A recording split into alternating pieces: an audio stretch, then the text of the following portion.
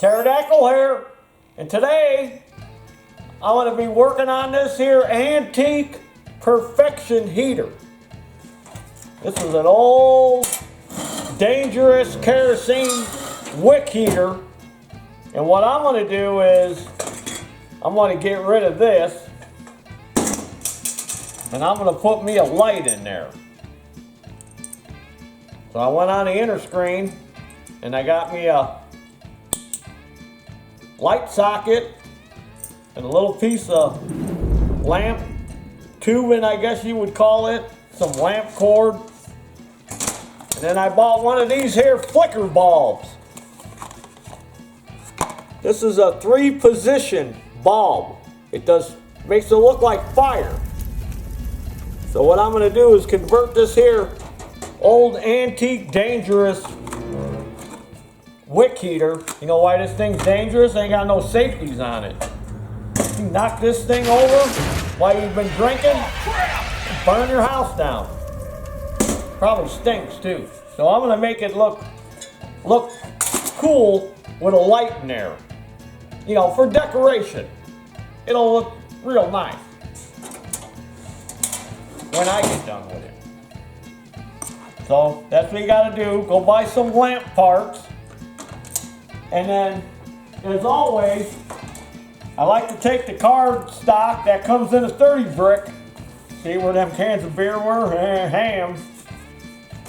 And then I'm going to make a template.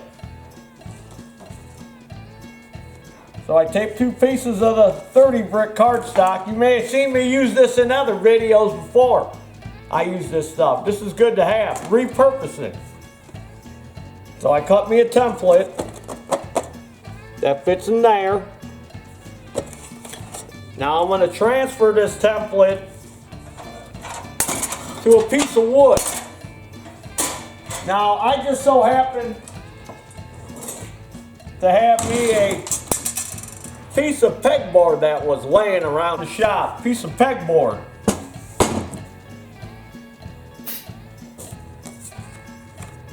And then I'm going to lay this on there so one of them holes doesn't line up. There we go. Take me a pencil.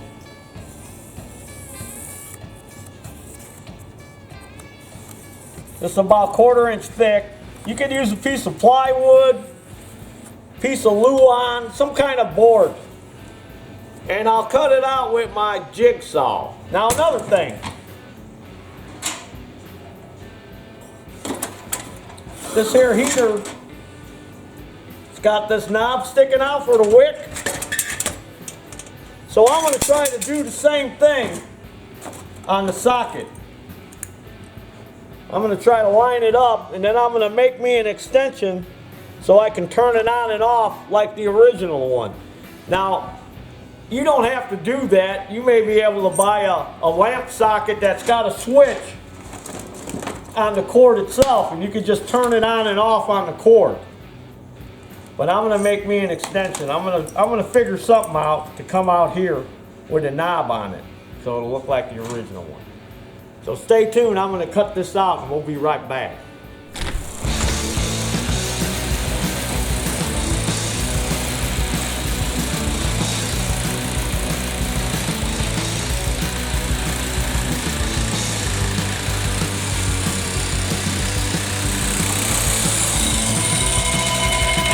Oh, phone's ringing.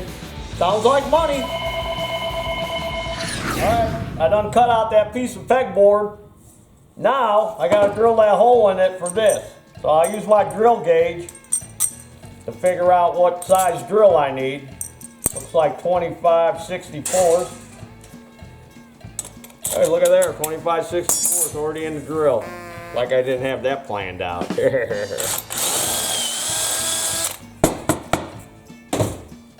Like I said, you can use whatever you want. Piece of plywood, piece of steel, just something. I use wood, it's easier to cut. Plus, like I said, I had this pegboard laying around, so might as well use it up.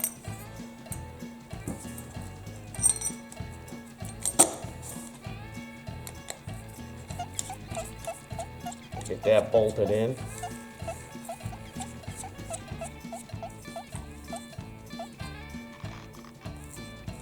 I gotta wire it.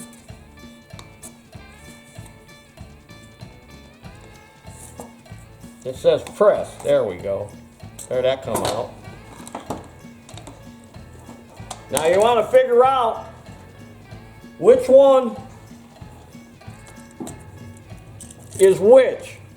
See, you got one that's gold and one that's silver. This is for the white wire and this is for the black wire. So on a plug, the one that's whitest, that's your white wire, your neutral wire. So you would have to meter this out or use a continuity light to figure out which wire is which. So let me get my continuity light and I'll show you that. I got my continuity light and I'm going to hook it to the fat prong here. I mean, it'll work either way, but you want to wire correctly. So that ain't it. Oh, it's this one. Alright, so this is going to be our silver one, and this is going to be our gold one, so I'm going to mark the other one with a Sharpie so I know which one it is when I thread it through. Okay, another way you can determine which is the neutral wire on this lamp cord or zip cord, whatever you want to call it, let's not split hairs now, is the neutral wire. I don't know if the camera can pick this up. The neutral wire is flat on this side. And the black wire, or the common wire, is rounded. I don't know if that makes sense. In case you don't have a continuity tester to check it. The neutral has got a flat, it's flat on one side. It's got like a ridge on it. Alright, so now let's thread this through. And then you're supposed to tie a knot in this for safety. So you're going to want the knot kind of close to where your wires are going to be. And that's just in case some knucklehead trips over the wire, rips the wire out.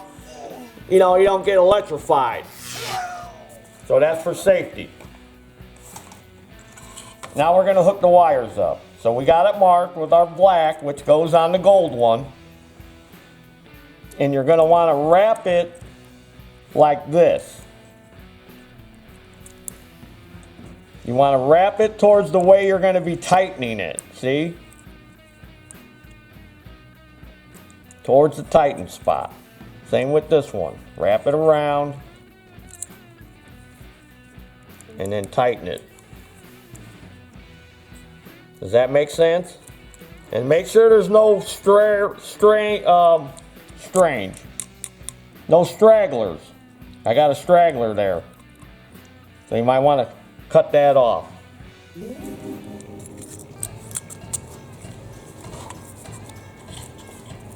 And then snap that back in there.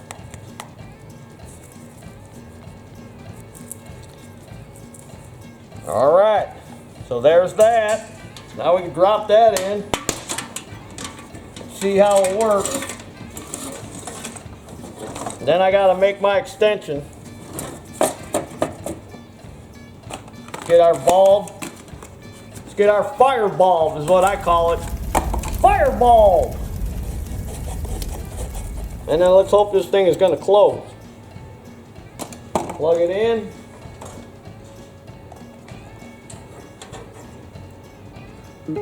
Oh! See, it's got 3 positions. There's the first one. See, looking like it's a real fire. Then you turn it off, turn it on again. Whoa, crackling fire. Woo! Woo! Crackling fire. Turn it off. And then now that's just solid. Nope. That's pulsating fire. Oh, there we go. Now that's just steady fire, whatever that is. Now let's see if this thing will close. Oh, gotta help it a little. There we go.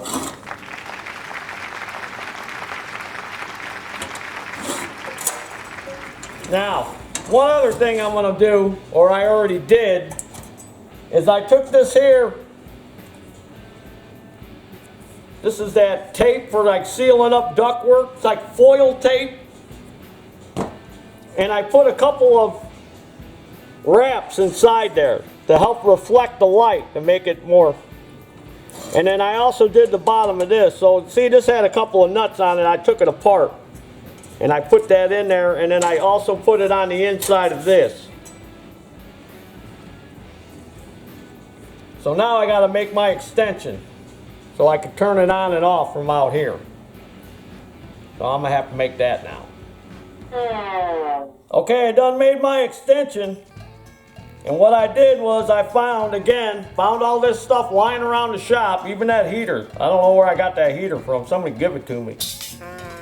I took a long screw and I took my torch and I heated up the end of this a little bit, got it hot, and then I shoved it into the end of the knob and it melted in there. And it held it strong. Then I found this old knob, looks like it was off a cabinet, but it wasn't the right thread size. So I used the Taryl putty that we sell, and I put some Taryl putty on the threads and I shoved it in there, and man, that thing is tight now. And it's the right length. So let me screw it on there.